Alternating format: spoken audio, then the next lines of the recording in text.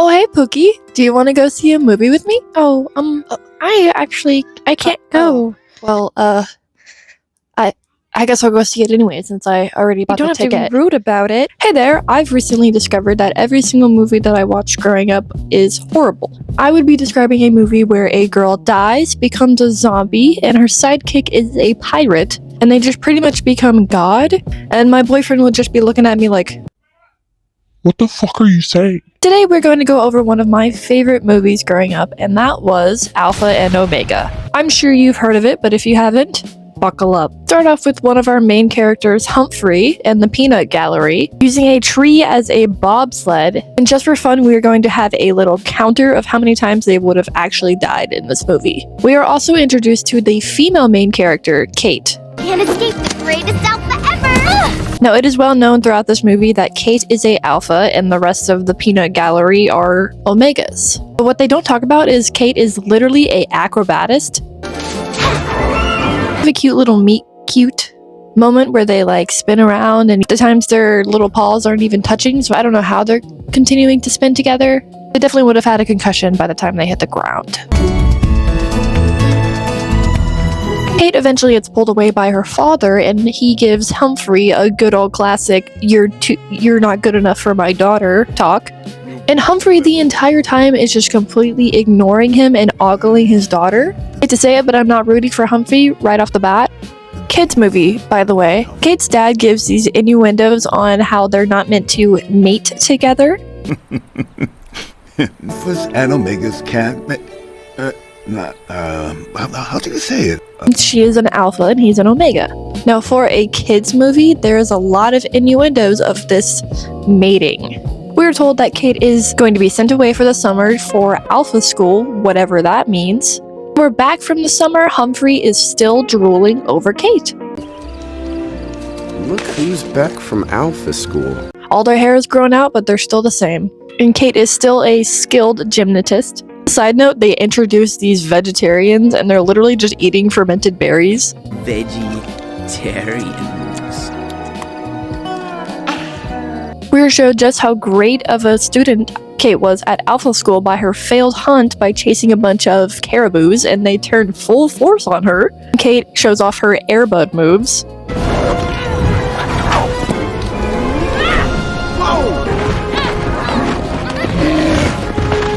After a failed hunt, we go back home, where we learn that the entirety of this whole pack is relying off of one teenage girl to feed them. Scraps and bones is no kind of dinner. Not for my pack. We also are introduced to my favorite character, Kate's mom. Now, she is just the equivalent of that one mom from Monsters University, but if she was just actually mean. Winston, honey, whoever did this, let's rip his tail off and shove it down his throat. I love her so everything that comes out of her mouth, I just cannot handle myself. She's the funniest person I've ever met in my entire life. So the entire pack is starving because, one teenage girl didn't kill one caribou. And I just gotta say, if there are that many alphas out there, just go get a bone. Go get anything. Like, why are you starving? Skip over to where Kate's dad is having a little meet and greet with one of his old friends who is a part of a different pack. And they have been threatening to go to war with each other because, they're both starving and they're fighting over these caribous. I gotta say, I haven't seen a single successful hunt in this entire movie. So they are meeting bones. These guys are barely living. It is in this moment that we learn that they are wanting to marry off each other's kids. So Kate is going to marry Garth, and that is somehow going to solve their hunger issues. With that out of the way, we jump right back to the peanut gallery. They are getting ready to go and howl at this big mountain with just like a bunch of other teenage wolves, I guess. This has got to be the biggest mating pit I have ever seen. They all just pretty much sing until completion. We meet Garth, and he is just the hottest man I've ever seen in my entire life. Humphrey is just being insufferable. Hello. Good to see you. Humphrey! Oh, my butt! My butt! Wow, that really hurt. You should really do something about that cough. Be careful, Kate. There's something going around. tails and ears are falling off. And it is here where we are told relentlessly that alphas cannot howl with omegas. You know the rules. You're not allowed to howl with her. She's an alpha. We can eat together. But we can't, howl. They can eat together, but they cannot howl. Kate shows on this cute little jealousy moment, rubbing Garth into Humphrey's face, and she learns very quickly that she absolutely hates Garth.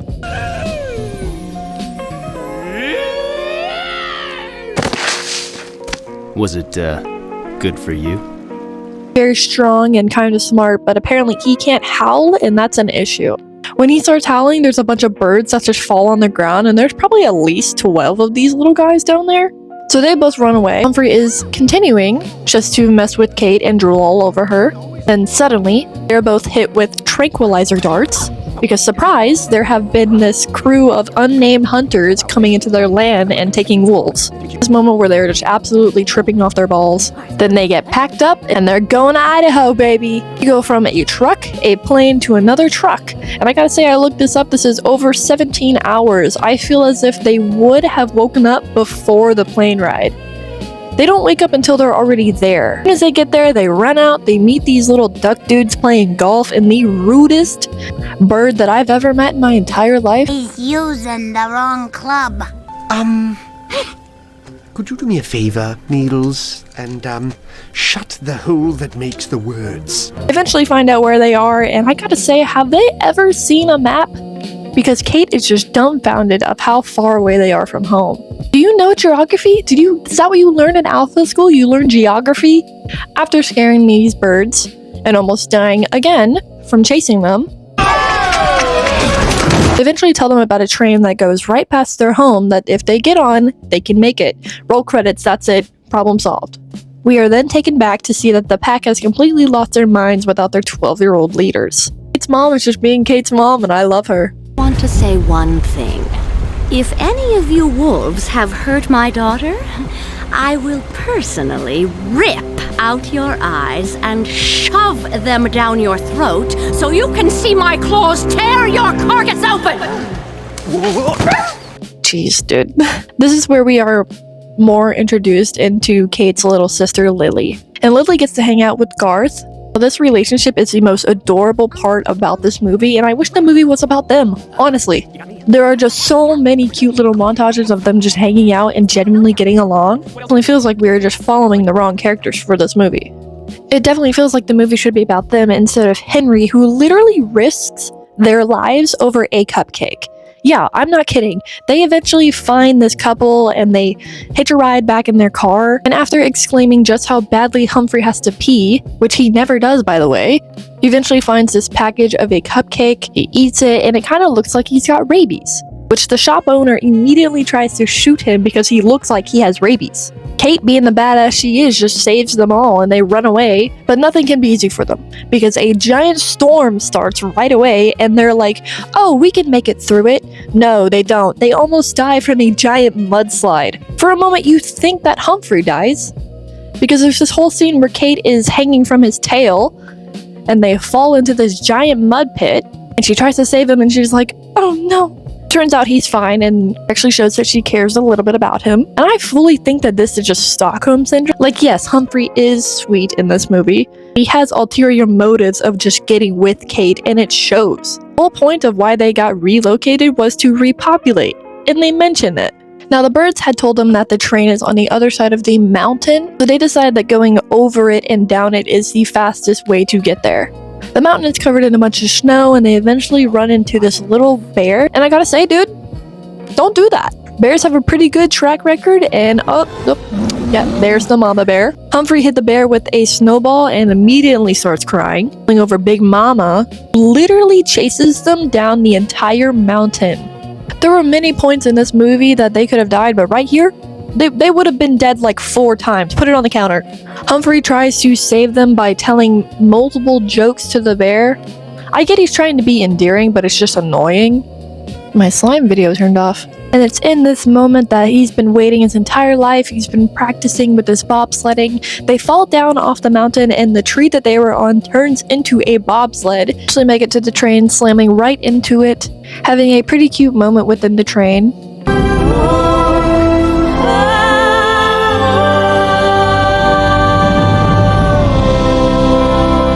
Humphrey's not my biggest fan, but I gotta admit it was pretty cute. After what seems about 4 minutes on a train ride, they find their way home after Humphrey was about to admit his feelings for Kate. And Kate just completely jumps off the train, forgetting him even existing. Because whenever they get home, they realize that each pack is ready to tear each other apart over war because they have been gone and they can't handle themselves without them leading them, even though they're 12. Nobody here has a brain cell aside from Howling, possibly dying from a caribou, and just how my 12-year-old daughter is going to lead hundreds of wolves, and I can't do anything. We're gonna sit here and wait and starve. They pull up over this rock just being like, "Stop fighting!" They do. They listen to them because apparently each of them thought that they were kidnapped. You know what they do?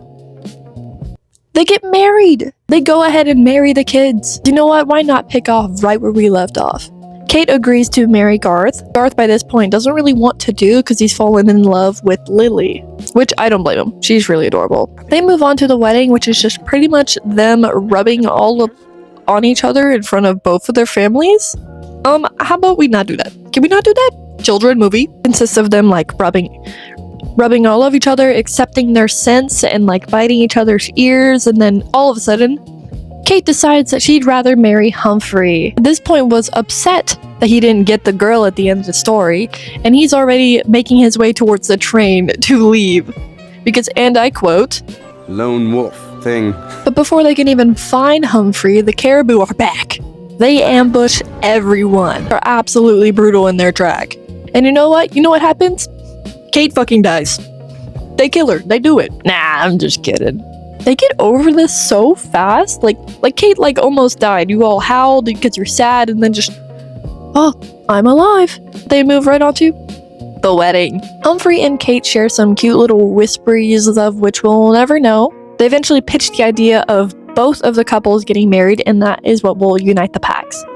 And they agree to it. They just let them get married because, you know, they're teenagers, they're the leaders of the packs, and whatever they say goes. And they assumedly live happily ever after. No food and very aggressive caribou. Now, there were many things in this movie that I did not pick up whenever I was younger, and now that I'm older, it's very clear of the undertones of this movie. Not just the mating, but the segregation. Throughout the entirety of the movie, they use the term omega as like an insult, but only towards the peanut gallery. When you watch this movie, you slowly start to realize that a lot of the wolves do look alike, and they are only putting this term towards them. It could just be because they're outcasts, but I feel as if there is a hierarchy between the alphas and omegas, and they're strictly just using it to cut these guys out of their pack. It has since been proven that the whole like alpha and omega, it doesn't exist. It's a family dynamic that doesn't matter. That's not what this movie is talking about. I just feel like they could have definitely toned it down a little bit. There are so many jokes about it. I mean, the freaking mating pit, it isn't just teenagers, it's everyone. They're all just howling it up in there. They all howl again together, and we see that Garth has learned how to howl now. I'll say it again. Hottest man I've ever seen in my life. Kate and Humphrey howl, and they are the acapella group of the century. Another thing that I didn't know about this movie was that there's apparently like 4 of them.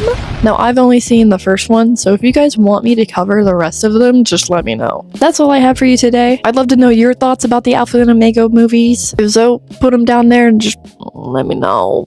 Thanks for watching. See y'all.